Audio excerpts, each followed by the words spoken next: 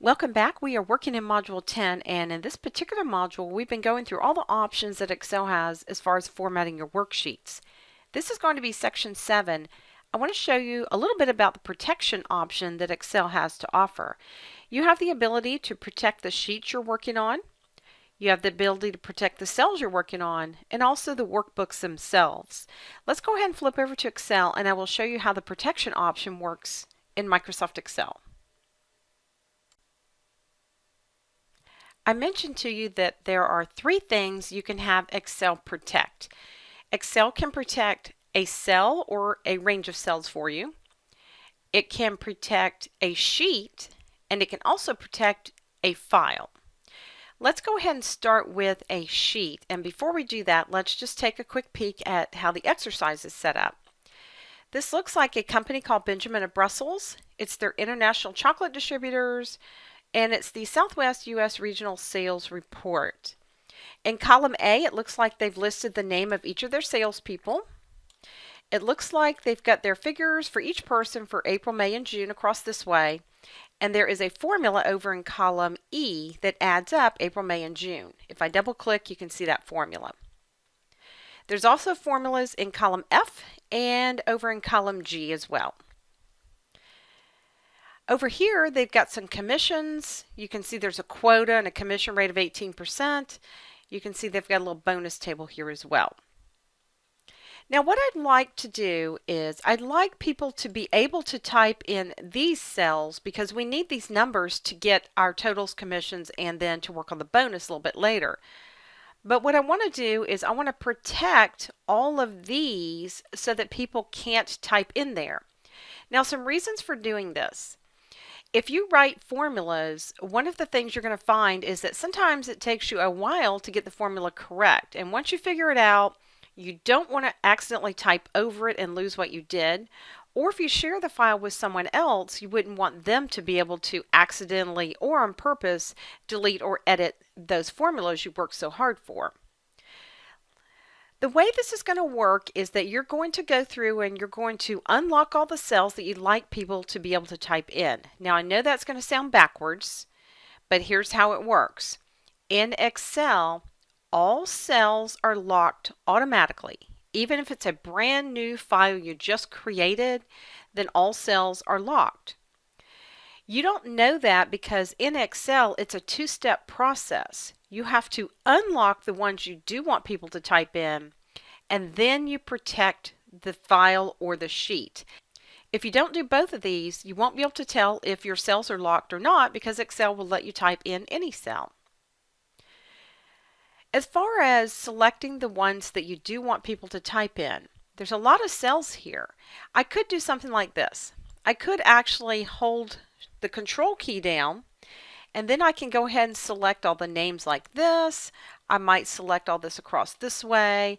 It might be that I want people to type over here, but my point is you can see that I'm holding control and it's taking a little bit of time to select all the cells I'd like to unlock. These cells are what we call constants. They are cells that have something in them that are not formulas. Instead of me doing this manually, Excel will actually do this for me. On your Home tab, if you go all the way to the right, you're going to see an option that says Find and Select. On this drop down, if you choose the Go to Special option, you're going to see several things here that Excel will just go to. And some of these we've talked about and some we will talk about coming up in some later modules, but starting with comments, and then you'll see constants. That's the one we're going to choose. But notice that you could also select just the formulas for whatever reason. You can select just the blank cells. You can select all the objects that you have on this particular sheet. And you can see some other things you can select as well. We've chosen constants. I'm going to click OK. And now look at everything Excel has selected for me. The only thing it left is the cells that have actual formulas in them. Now we're going to go and unlock these. On the Home tab, go to the grouping that says Font and click the arrow on the bottom right of that grouping. That takes you into the Format Cells options, and the last tab over says Protection. You want to make sure this is unchecked. and then you're going to click OK. And now all of those cells are unlocked. Let's go and try it out. Let's say that I want to type something in E6. I'll just put the number 2 in there. Oh, it let me type in there. Did you notice that? And that's because even though I unlocked this, I didn't do the second step yet of protecting.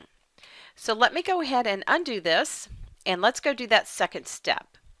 The way you're going to get to the protection options is you're going to go to the Review tab, and then you're going to see a grouping here that says Protect. I'm just going to protect the sheet. When you choose that option, it will ask you to set up a password. I'm not going to do it right now because I'll probably forget it, but in real life I want you to go ahead and do that because especially if you share this with someone else, you don't want them to be able to go in and just unprotect it. It's kind of pointless if you don't have a password here. I want you to notice that it says it's going to protect the worksheet and the contents of the locked cells. It also has the first two selected, select locked cells and select unlocked cells, and I would just leave it where it defaults and click OK. Now let's try it out. I want to type something again in E6. I'll put the number 2 in there.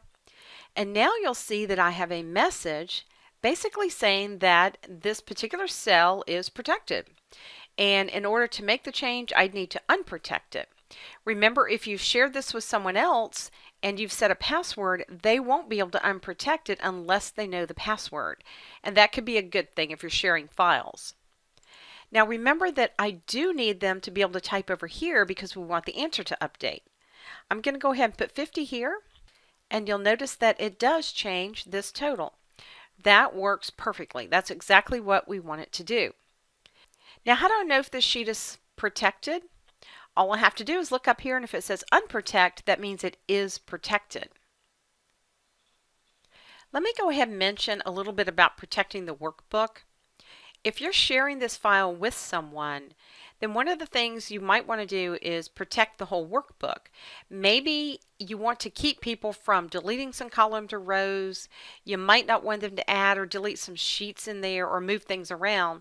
It could be you just want them to view the data. That's an example of protecting the entire workbook so that none of those types of things would happen. Now I also want to mention a couple of these. You do have the ability under the Allow Edit Ranges.